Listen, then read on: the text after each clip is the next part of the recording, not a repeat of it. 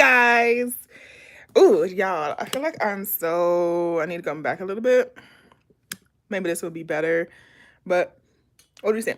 Hey, kings and queens, welcome back to the channel. It's your girl Aneke here on Any Budgets, and on here we do cash up and budget and pin off for that and mind our business. So if that's something you're interested in, go ahead, subscribe, like, comment, leave your notification on, and all that good jazz. So as you guys know, we are doing Sunday Read today. Oh, guys, Sunday Reads. She is the girly that we love. So we are continuing to read our book, which the book that we are reading is the 48 Laws of Power. Okay, 48 Laws of Power. So if you have not get into it, but we will be continuing today. So yes, I got me a $50 to mark as my placeholder. But we read chapters 1, 2, 3, and now we're gonna start with chapter 4. So without further ado, let's start the video, y'all, and let's get into it. Let's see how far we get to today, and get into reading the 48 Laws of Power, because you know she's been coming for our necks the entire time we've been reading her. So hopefully she gives what needs to be given. Okay, so let's start. Chapter 4, right? But let me just make sure that you guys are hearing me and all things is good. Wait, okay.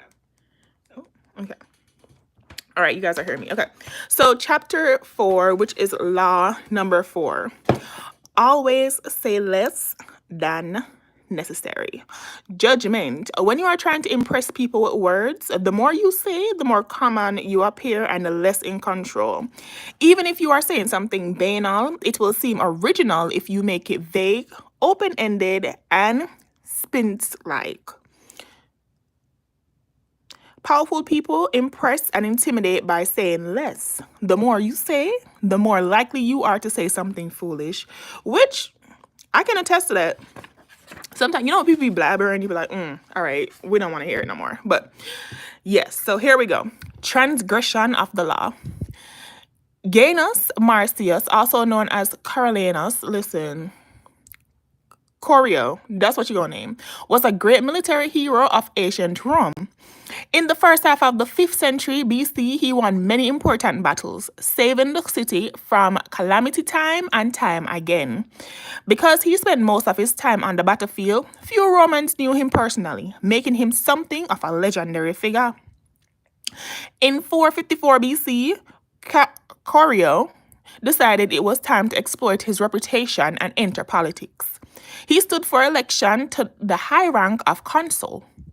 Candidates for this position traditionally made a public address early in the race, and when Corio came before the people, he began by displaying the dozens of scars he had accumulated over 17 years of fighting for Rome.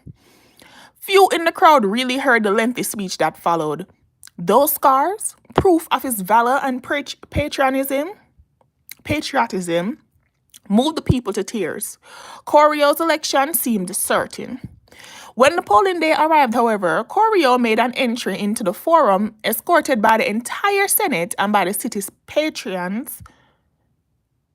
Patrons? All right. Girl, you can say this. The aristocracy. The common people who saw this were disturbed by such a blustering show of confidence on election day. Yeah, because just because I like it don't mean to me I'm the fool. When the polling day arrived, however, Corio made an entry into the forum escorted by the entire Senate and by the city's patricians, the aristocracy. The common people who saw this were disturbed by such a blustering show of confidence on election day.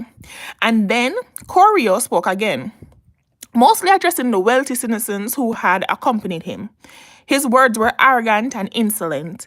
Claiming certain victory in the vote, he boasted of his battlefield exploits, made sour jokes that appealed only to the patricians,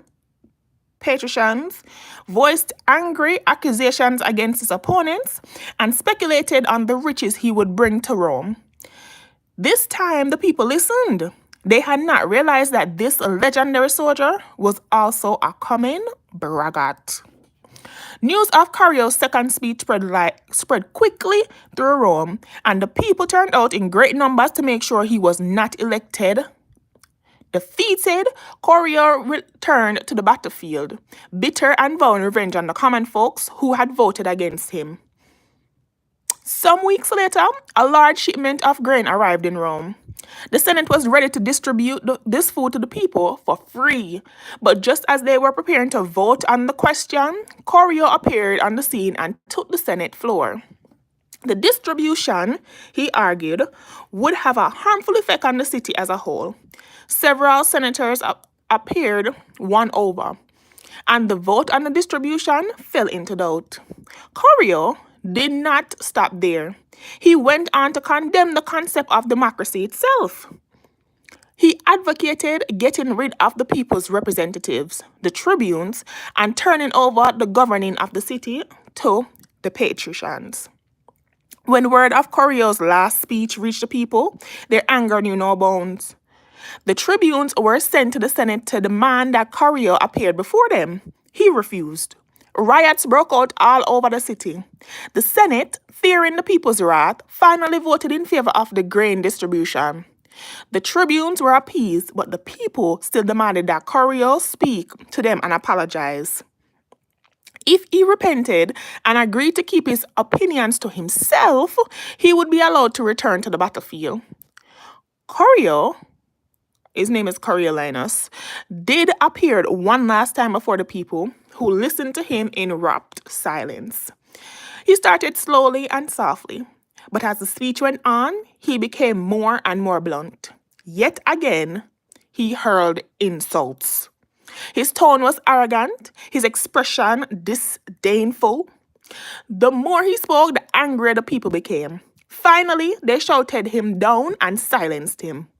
The tribunes condemned Coriolanus to death and ordered the magistrates to take him at once to the top of the Tarpeian rock and throw him over. Not they planning to kill me, that's crazy.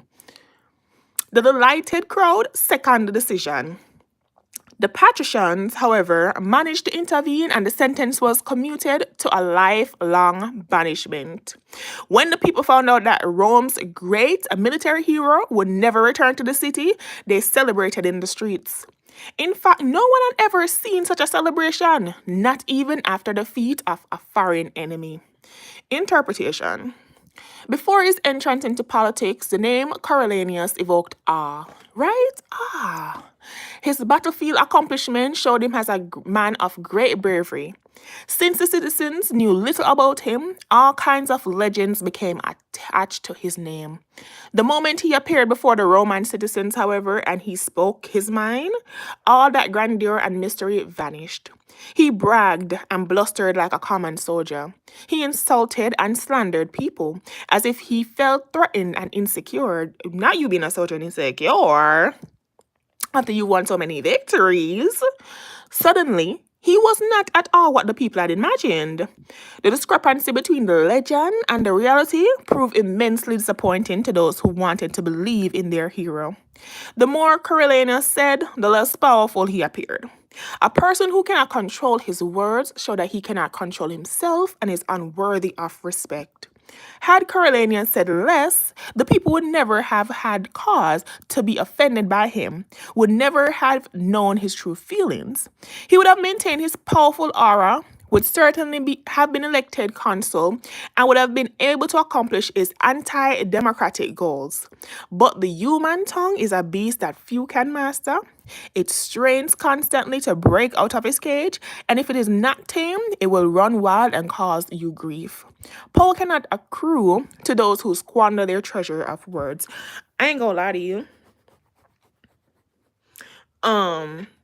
This reminds me of how I had to learn that not everything needs to be said. I'm sure that this is my feelings in this moment. You get what I'm saying? This is the feelings in this moment, and I might think that I'm doing the best, especially when you're giving somebody advice. You might think that you're giving them the best advice right now, but really, no. Sometimes, some part of it is you wanting to get stuff off your chest, and this is your opportunity, and you're seizing the opportunity. Just because you have the opportunity doesn't mean that you have to seize it. It does not have to be like that, you know? And so this is what they say by talk less. It helps. Hey, Shovo. Hey, Janine. Peanut butter and chocolate. You baking. Okay. But that's what they mean. Like, you don't have to, not everything that comes to your mind you have to say. It's not that deep. If you really want to make an impact, be conscious of your words and the things that you say, because they have an impact on other people, right? So yeah. And so here, oysters open completely when the moon is full. And when the crab sees one, it throws a piece of stone or seaweed into it, and the oyster cannot close again, so that it serves the crab for meat. Such is the fate of him who opens his mouth too much and therefore puts himself at the mercy of the listener. That's crazy. That's a very good analogy right there. Leonardo da Vinci, that's a very good analogy. Okay. So observance of the law. In the court of Louis XIV, who, my Roman numerals, nobles and ministers would spend days and nights debating issues of state. They would confer, argue, make and break alliances, and argue again until finally the critical moment arrived. Two of them would be chosen to represent the different sides to Louis himself, who would decide what should be done. After these people were chosen, right, everyone would argue some more, not just arguing again. How should the issues be phrased? What would appeal to Louis? What would annoy him? At what time of day should the representatives approach him, and in what part of the Versailles palace? What expression should they have on their face? All of this just to talk to somebody? Wow. Finally, after all this was settled, the fateful moment would finally arrive. The two men would approach Louis, always a delicate matter, and when they finally had his ear, they would talk about the issue at hand, spelling out the options in details. Louis would listen in silence, a most enigmatic look on his face. Finally, when each had finished his presentation and had asked for the king's opinion, he would look at them both and say, "I shall see." See, it's always good to take a moment to yourself and review what you heard and to confirm what you heard. I've learned that lesson. You don't need to make a decision right there, right then. And as somebody who be ready to be window shopping and then, you know what, I'm gonna just buy it. It helps a lot. So whenever you have to make a decision, you do not have to immediately go and, make a decision. Now, you can wait. You can take it in, interpret it, see it from all sides, and then go from there. Hey, Erica girl. So, then he would walk away. The ministers and couriers would never hear another word on this subject from the king. They would simply see the results weeks later when he would come to a decision and act. He would never bother to consult them on the matter again. Interpretation. Louis XIV was a man of very few words. His most famous remark is, "Lectat sis moi, I am the state." Hopefully I said that right. Nothing could be more pithy, yet more eloquent. His infamous "I shall see" was one of several extremely short phrases that he would apply to all manners of requests. Louis was not always this way. As a young man, he was known for talking at length, delighting in his own eloquence. His later taciturnity was self-imposed, an act, a mask he used to keep everybody below him off balance. No one knew exactly where he stood or could predict his reactions. No one could try to deceive him by saying what they thought he wanted to hear, because no one knew what he wanted to hear. As they talked on and on to the silent Louis, they revealed more and more about themselves, information he would later use against them in great effect. Okay, Louis. In the end, Louis' silence kept those around him terrified and under his thumb. It was one of the foundations of his power. As Saint Simon wrote, no one knew as well as he how to sell his words his smile, even his glances. Everything in him was valuable because he created differences, and his majesty was enhanced by the spareness of his words. It is even more damaging for a minister to say foolish things than to do them. Because then everybody think you're an idiot. That's just I wouldn't even ask for your opinion. If I think you boo-boo the fool, why? And so I can understand that. Keys to power. Power is in many ways a game of appearances, and when you say less than necessary, you inevitably appear greater and more powerful than you are. Your silence will make other people uncomfortable. Humans are machines of interpretation and explanation. They have to know what you are thinking. When you carefully control what you reveal, they cannot pierce your intentions or your meaning. That's very insightful. That's very wise. Your your silences will put them on the defensive, and they will jump in, nervously filling the silence with all kinds of comments that will reveal valuable information about them and their weaknesses. They will leave a meeting with you feeling as if they had been robbed, and they will go home and ponder your every word. This extra attention to your brief comments will only add to your power. Saying less than necessary, is saying less than necessary is not for kings and statements only. In most areas of life, the less you say, the more profound and mysterious you appear. As a young man, the artist Andy Warhol had the revelation that it was generally impossible to get people to do what you wanted them to do by talking to them. They would turn against you, subvert your wishes, disobey you to sheer perversity. He once told a friend, I learned that you actually have power when you shut up. Crazy. In his later life, Warhol employed this strategy with great success. His interviews were exercises in oracular speech. He would say something vague and ambiguous, and the interviewer would twist in circles trying to figure it out, imagining there was something profound behind his often meaningless phrases. Warhol rarely talked about his work. He let others do the interpreting. He claimed to have learned this technique from the master of enigma, Marcel Duchamp, another 20th century artist who realized early on that the less he said about his work, the more people talked about it. And the more they talked, the more valuable his work became. By saying less than necessary, you create the appearance of meaning and power. Also, the less you say, the less risk you run of saying something foolish, even dangerous. In 1825, a new Czar, Nicholas I, ascended the throne of Russia. A rebellion immediately broke out, led by liberals demanding that the country modernize, that its industries and civil structures catch up with the rest of Europe. Brutally crushing this rebellion, the Decembrist uprising, Nicholas I sentenced one of its leaders, Kondraty Riley. Okay, these names, man. These names to death. On the day of the execution, Rylev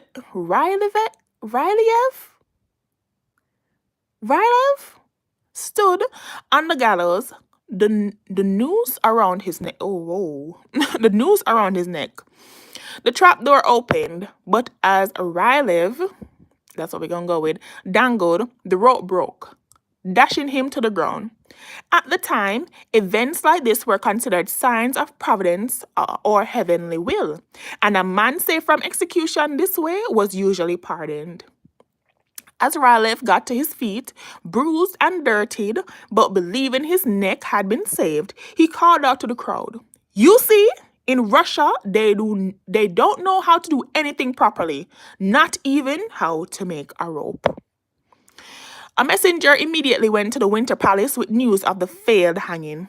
Vexed by this disappointing turnabout, Nicholas I nevertheless began to sign the pardon. But then, did Rylev say anything after this miracle?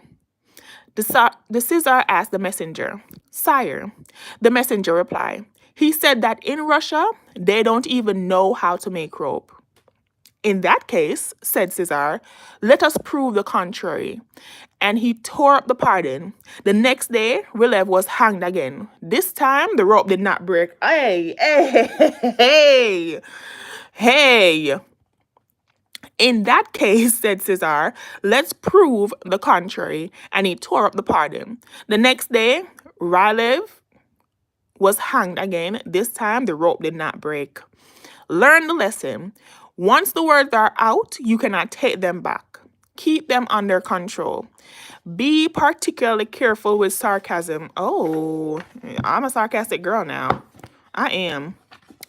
The momentary satisfaction you gain with your biting words will be outweighed by the price you pay. See, I told y'all, not everything needs to be said in a moment that you are having a conversation or saying something to someone, because it might not be what you want and it's just momentary satisfaction. So, yep. All right. Image. The Oracle of Delphi. When visitors consulted the oracle, the priestess would utter a few enigmatic words that seemed full of meaning and important. No one disobeyed the words of the oracle. They held power over life and death. Authority. Never start moving your own lips and teeth before the subordinates do. The longer I keep quiet, the sooner others move their lips and teeth. As they move their lips and teeth, I can thereby understand their real intentions. If the sovereign is not mysterious, the ministers will find opportunity to take and take. Okay. Reversal. Right? There are times when it is unwise to be silent. Silence can arouse suspicion and even insecurity, especially in your superiors. A vague or ambiguous comment can open you up to interpretations you had not bargained for. Silence and saying less than necessary must be practiced with caution, then and in the right situations. It is occasionally wiser to imitate the court jester who plays the fool but knows he's smarter than the king. Okay. He talks and entertains, and no one suspects that he's more than just a fool. Also, words can sometimes act as a kind of smokescreen for any deception you might practice. By bending your listener's ear with talk, you can distract and mesmerize them. The more you talk, in fact, the less suspicious of you they become. The verbals are not perceived as sly and manipulative, but as helpless and unsophisticated. This is the reverse of the silence policy employed by the powerful. By talking more and making yourself appear weaker and less intelligent than your mark, you can practice deception with greater ease. Wow. But like I said, saying less is more, and I can definitely attest to that. Sometimes you win greater wars than the battle that you're fighting right now by saying less. So, but yeah, y'all, that is chapter 4. Say less to get more. What? Say less than necessary. That is the topic for chapter 4. So let's move on to chapter 5. So much depends on reputation. Guard it with your life. Oh my gosh. This law, experienced it. Okay, let's go. Judgment. Reputation is the cornerstone of power. If no one's ever told you, reputation is the cornerstone of power. Through reputation alone, you can intimidate and win. Once it slips, however, you are vulnerable and will be attacked on all sides. Make your reputation unsaleable. Always be alert to potential attacks and thwart them before they happen. Meanwhile, learn to destroy your enemies by opening holes in their own reputation. Then stand aside and let public opinion hang them. Crazy. But crazy. That's it. Okay, observation of the law, right? During China's War of the Three Kingdoms, AD 2007 to 265, the great general Chuko Lang, leading the forces of the Shu Kingdom, dispatched his vast army to a distant camp while he rested in a small town with a handful of soldiers. Suddenly, sentinels hurried in with the alarming news that an enemy force of over 150,000 troops under Sima Yi was approaching. With only 100 men to defend him, Chu Kulang's situation was hopeless. The enemy would finally capture this renowned leader. Without lamenting his fate or wasting time trying to figure out how he had been caught, Lang ordered his troops to take down their flags, throw open the city gates, and hide. He himself then took a seat on the most visible part of the city's wall, wearing a toist robe. He lit some incense, strummed his lute, and began to chant. Minutes later, he could see the vast enemy army approaching, an endless phalanx of soldiers. Pretending not to notice them, he continued to sing and play the flute. Soon the army stood at the town's gate. At its head was Sima Yi, who instantly recognized the man on the wall. Even so, as the soldiers itched to enter the unguarded town through its open gates, Sima Yi hesitated, held them back, and studied Lang on the wall. Then he ordered an immediate and speedy retreat. Chu Lang was commonly known as the Sleeping Dragon. His exploits in the War of the Three Kingdoms was legendary. Once a man claiming to be a disaffected enemy lieutenant came to his camp, offering help and information. Lang instantly recognized the situation as a setup. This man was a false deserter and should be beheaded. At the last minute, though, as the axe was about to fall, Lang stopped the execution and offered to spare the man's life if he agreed to become the double agent. Grateful and terrified, the man agreed and began supplying false information to the enemy. Lang won battle after battle. On another occasion, Lang stole a military seed and created false documents dispatching his enemy's troops to distant locations. Once the troops had dispersed, he was able to capture 3 cities so that he controlled an entire corridor of the enemy's kingdom.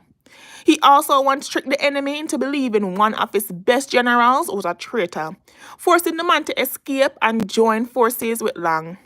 The Sleeping Dragon carefully cultivated his reputation of being the cleverest man in China, one who always had a trick up his sleeve. As powerful as any weapon, this reputation struck fear into his enemies. Sima Yi had fought against Chu Lang dozens of times and knew him well. When he came on the empty city, with Lang praying on the wall, he was stunned.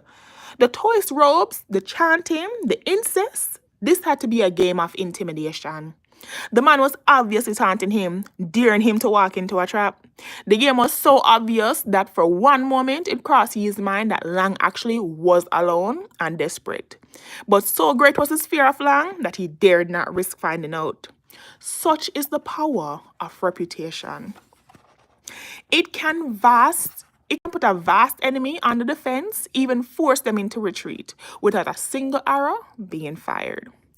For as Cicero says, even those who argue against fame still want the books they write against it to bear their name in the title and hope to become famous for despising it. Everything else is subject to barter. We will let our friends have our goods and our lives if need be, but a case of sharing our fame and making someone else the gift of our reputation is hardly to be found. Observance of the law. In 1841, the young P.T. Barnum, trying to establish his reputation as America's premier showman, decided to purchase the American Museum in Manhattan and turn it into a collection of curiosities that would secure his fame. The problem was that he had no money.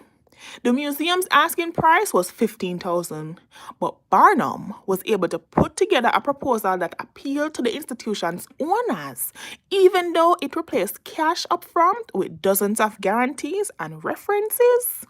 The owners came to a verbal agreement with Barnum, but at the last minute, the principal partner changed his mind, and the museum and its collections were sold to the directors of Peale's Museum. Barnum was infuriated, but the partner explained that business was business. The museum had been sold to Peale's because Peale's had a reputation and Barnum had none.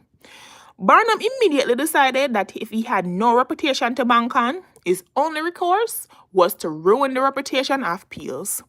Accordingly, he launched a letter-writing campaign in the newspaper, calling the owners a bunch of broken-down bank directors who had no idea how to run a museum or entertain people.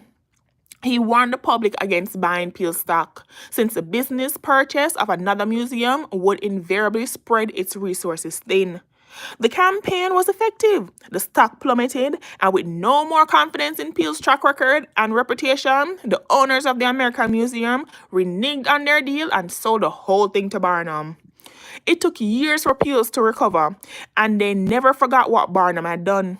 Mr. Peel himself decided to attack Barnum by building a reputation for highbrow entertainment, promoting his museum's programs as more scientific than those of his vulgar competitor. Mesmerism, hypnotism was one of Peel's scientific attractions, and for a while it drew big crowds and was quite successful.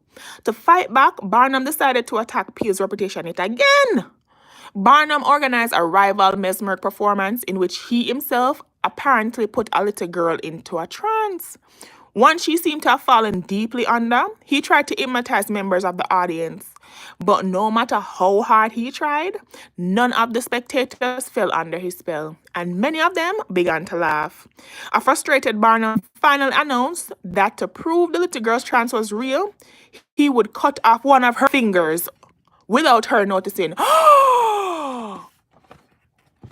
But as he sharpened the knife, the little girl's eyes popped open and she ran away. I would run too, because, sir, no, you're not about to cut my finger off. Popped open and she ran away, to the audience's delight. He repeated this and other parodies for several weeks. Soon, no one could take Peel's show serious, and attendance went way down. Within a few weeks, the show closed. Over the next few years, Barnum established a reputation for audacity and consummate showmanship that lasted his whole life. Peel's reputation, on the other hand, never recovered. God damn. Gosh darn it. Interpretation. Barnum used two different tactics to ruin Peel's reputation. The first was simple. He saw doubts about the museum's stability and solvency. Doubt is a powerful weapon. Once you let it out of the bag with insidious rumors, your opponents are in a horrible dilemma. On the other hand, they can deny the rumors, even prove that you have slandered them, but a layer of suspicion will remain. Why are they defending themselves so desperately? Maybe the rumor has some truth to it. If, on the other hand, they take the high road and ignore you, the doubts unrefuted will be even stronger. If done correctly, the sound of rumors can so infuriate and unsettle your rival that in defending themselves, they will make numerous mistakes. This is the perfect weapon for those who have no reputation of their own to work from. That is crazy that you would break down somebody's reputation just to build yourself up. Wow. Once Barnum did have a reputation of his own, he used the second, gentler tactic, the fake hypnotism demonstration. He ridiculed his rival's reputation. This too was extremely successful. Once you have a solid base of respect, ridiculing your opponent both puts him on the defensive and draws more attention to you, enhancing your own reputation. Outright slander and insults are too strong at this point. They are ugly and may hurt you more than help you. But gently barbs and mockery suggest that you have a strong enough sense of your own worth to enjoy a good laugh at your rival's expense. A humorous front can make you out as a harmless entertainer while poking holes in the reputation of your rival. It is easier to cope with a bad conscience than a bad reputation. Frederick Nietzsche. I don't know how to say his name, but that's what I'm going with. Okay. Key to power. The people around us, even our closest friends, will always to some extent remain mysterious and unfathomable. Their characters have secret recesses that they never reveal. The unknowables of other people could prove disturbing if we thought about it long enough, since it would make it impossible for us really to judge other people.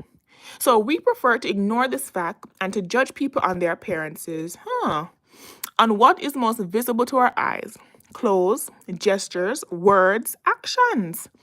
In the social realm, appearances are the barometer of almost all of our judgments, and you must never be misled into believing otherwise. One false One awkward or sudden change in your appearance can prove disastrous. This is the reason for the supreme importance of making and maintaining a reputation that is of your own creation. That reputation will protect you in the dangerous game of appearances, distracting the probing eyes of others from knowing what you are really like, and giving you a degree of control over how the world judges you. A powerful position to be in. Reputation has a power like magic. With one stroke of its wand, it can double your strength. It can also send people scurrying away from you. Whether the exact same deeds appear brilliant or dreadful can depend entirely on the reputation of the doer. In the ancient Chinese court of the Wei Kingdom, there was a man named Mitsuhisha? Who had a reputation for supreme civility and graciousness. He became the ruler's favorite. It was a law in Wei that whoever rides secretly in the ruler's coach shall have his feet cut off. Huh? But when Mitsui's mother fell ill, he used the royal coach to visit her, pretending that the ruler had given him permission. When the ruler found out, he said, "How dutiful is Mitsui? For his mother's sake, he even forgot that he was committing a crime, making him liable to lose his feet." Wait a minute. Another time, the two of them took a stroll in an orchard. Mitsui began eating a peach that he could not finish, and he gave the ruler the other half to eat. The ruler remarked, "You love me so much that you would even forget your own saliva taste and let me eat the rest of the peach." What? I'm not picking up what they're putting down. I'm not picking up what they're putting down. You love me so much that you would even forget your own saliva taste and let me eat the rest of the peach. Okay. Later, however, envious fellow courtiers, spreading word that Mitsui was actually devious and arrogant, succeeded in damaging his reputation. The ruler came to see his actions in a new light. "This fellow once rode in my coach under pretense of my order," he told the couriers angrily. "And another time, he gave me a half-eaten peach." For the same actions that had charmed the ruler when he was the favorite, Mitsui now had to suffer the penalties. The fate of his feet depended solely on the strength of his reputation. In the beginning, you must work to establish a reputation for one outstanding quality, whether generosity, or honesty, or cunning. This quality sets you apart and gets other people to talk about you. You then make your reputation known to as many people as possible. Subtly, though, take care to build slowly and with a firm foundation, and watch as it spreads like wildfire. A solid reputation increases your presence and exaggerates your strength without your having to spend much energy. It can also create an aura around you that will instill respect, even fear. In the fighting in the North African desert during World War II, the German general Edwin Rommel had a reputation for cunning and for deceptive maneuvering that struck terror into everyone who faced him. Even when his forces were depleted and when British tanks outnumbered his by 5 to 1, entire cities would be evacuated at the news of his approach. As they say, your reputation inevitably precedes you, and if it inspires respect, a lot of your work is done for you before you arrive on the scene or utter a single word. Your success seems destined by your past triumphs. Much to the success of Henry Kissinger's subtle diplomacy rested on his reputation for ironing out differences. No one wanted to be seen as an unreasonable that Kissinger could not sway. A peace treaty seemed a fait accompli as soon as Kissinger's name became involved in the negotiations. Make your reputation simple and base it on sterling quality. This single quality, efficiency, and This single quality, efficiency, say, or seductiveness becomes a kind of calling card that announces your presence and places others under a spell. A reputation for honesty will all allow you to practice all manner of deception. Casanova used his reputation as a great seducer to pave the way for his future conquests. Women who had heard of his powers became immensely curious and wanted to discover for themselves what had made him so romantically successful. Perhaps you have already sustained your perhaps you have already stained your reputation so that you are prevented from establishing a new one. In such cases, it is wise to associate with someone whose image counteracts your own, using their good name to whitewash and elevate yours. It is hard, for example, to erase a reputation for dishonesty by yourself, but a paragon of honesty can help. When P.T. Barnum wanted to clean up a reputation for promoting vulgar entertainment, he brought the singer Jenny Lind over from Europe. She had a stellar high class reputation, and the American tour Barnum sponsored for her greatly enhanced his own image. Similarly, the great robber barons of 19th century America were long unable to rid themselves of a reputation for cruelty and mean spiritedness. Only when they began collecting art, so that the names of Morgan and Frick became permanently associated with those of Da Vinci and Rembrandt, were they able to soften their unpleasant image. Reputation is a treasure to be carefully collected and hoarded, especially when you are first establishing it. You must protect it strictly and anticipating all attacks on it. Once it is solid, do not let yourself get angry or defensive at the slanderous comments of your enemies. That reveals insecurity, not confidence in your reputation. Take the high road instead, and never appear desperate in your self-defense. On the other hand, an attack on another man's reputation is a potent weapon, particularly when you have less power than he does. He has much more to lose in such a battle, and your own, thus far same reputation gives him a small target when he tries to return your fire. Barnum used such campaigns to great effect in his early career, but this tactic must be practiced with skill. You must not seem to engage in petty vengeance. If you do not break your enemy's reputation cleverly, you will inadvertently ruin your own. Thomas Edison, considered the innovator who harnessed electricity, believed that a workable system would have to be based on direct current, DC. When the Serbian scientist Nikola Tesla appeared to have succeeded in creating a system based on alternating current, AC, Edison was furious. He determined to ruin Tesla's reputation by making the public believe that the AC system was inherently unsafe, and Tesla irresponsible in promoting it. To this end, he captured all kinds of household pets and electrocuted them to death with an AC current.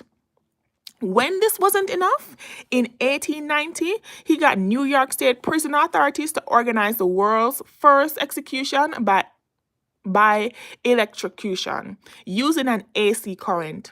But Edison's electrocution experiments had all been with small creatures. The charge was too weak, and the man was only half killed. In perhaps the country's cruelest state-authorized execution, the procedure had to be repeated. It was an awful spectacle.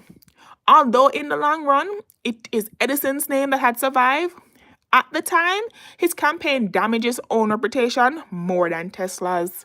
He backed off. The lesson is simple. Never go too far in attacks like these, for that will draw more attention to your own vengefulness than the person you are slandering. When your own reputation is solid, use subtler tactics such as satire and ridicule to weaken your opponent while making you out as a charming rogue. The mighty lion toys with the mouse that crosses his path. Any other reaction would mar his fearsome reputation. I can see that. Okay. That makes so much sense. So much sense. But why can't we just get along? Why can't I just do that? Okay. Image. A mind full of diamonds and rubies. You dug for it, you found it, and your wealth is now assured. Guard it with your life. Robbers and thieves will appear from all sides. Never take your wealth for granted and constantly renew it. Time will diminish the jewels' luster and bury them from sight. Authority. Therefore, I should wish our carrier to boast up his inherent worth with skill and cunning and ensure that whenever he has to go where he's a stranger, he is preceded by good reputation. For the fame which appears to rest on the opinions of many fosters a certain unshakable belief in a man's worth, which is then easily strengthened in minds already thus disposed and prepared. Reversal. There is no possible reversal, okay? Straight up. There's no reversal. Reputation is critical. There are no exceptions to this law. Perhaps, not caring what others thinks of you, you gain a reputation for insolence and arrogance, but that can be a valuable image in itself. Oscar Wilde used it to great advantage. Since we must live in a society and must depend on the opinions of others, there's nothing to be gained by neglecting your reputation. By not caring how you are perceived, you let others decide this for you. But the master of your fate and also of your be the master of your faith and also of your reputation. Okay, y'all. So that was 4 and 5. We are gonna stop right here. We're not about to read 6. But yeah. What y'all think about these two? So the first chapter was say less, because it says more, okay? Always say less than necessary. That's what the topic is. But my version is say less because it always says more. Okay, what y'all think about that? And like I said, whenever you say less, it truly, as they said, like people would try to fill the silence and will give you more information than what you were that what you had. And I've used this to a certain extent because I will definitely start thinking, like I said, I talk with my face, but I will be thinking out loud with my face, and then I like calm down, take it in, interpret it, and then and then I ask a question to get clarification, then I let them explain to me so that I can see. And then if I need to make a decision, then I will hear it out. Then I will, get advice if I need to. But I don't make that decision in that moment. And even though my face says a lot because I say less of what I'm thinking, and I'm learning more to, manage my facial expressions just a little bit. It helps me in my decision making because I'm always fair in my decision making. I'm always honest. I'm always fair. I try to make sure that everyone is accommodated, and if you can't be accommodated, then you just can't be accommodated, and that's nothing against you. As a matter of fact, I will try for the next time that we need to have accommodations that I take that into consideration that you already did it. So that you already did it last time, and I won't put you up as the same person again. So saying less says more, okay? And then chapter 5 says, so much depends on reputation, guard it with your life. That is very true. What people say or interpret about you, it's also kind of goes with perception as well. Because a lot of this, so much depends on reputation, guard it with your life. Your reputation is the perception of what people have on you, right? So if their perception of you is that you boo-boo the fool, then you boo-boo the fool. Ain't nobody gonna come to you and ask you for nothing.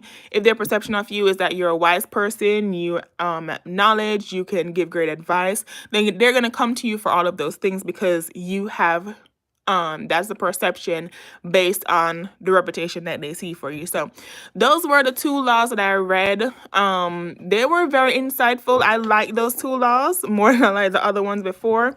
I'm gonna put this book back on the shelf, you can say, between all the books. But those were the 2 laws that we read today, 4 and 5. And like I said, very insightful, gave wise knowledge, wisdom, basically, and really gave perspective. So yeah.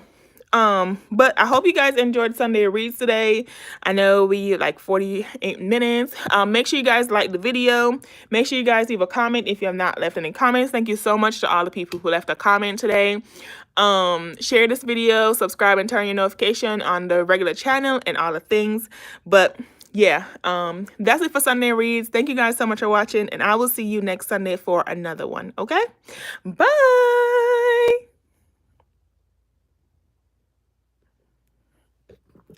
Is this a do you wanna stop streaming? Guess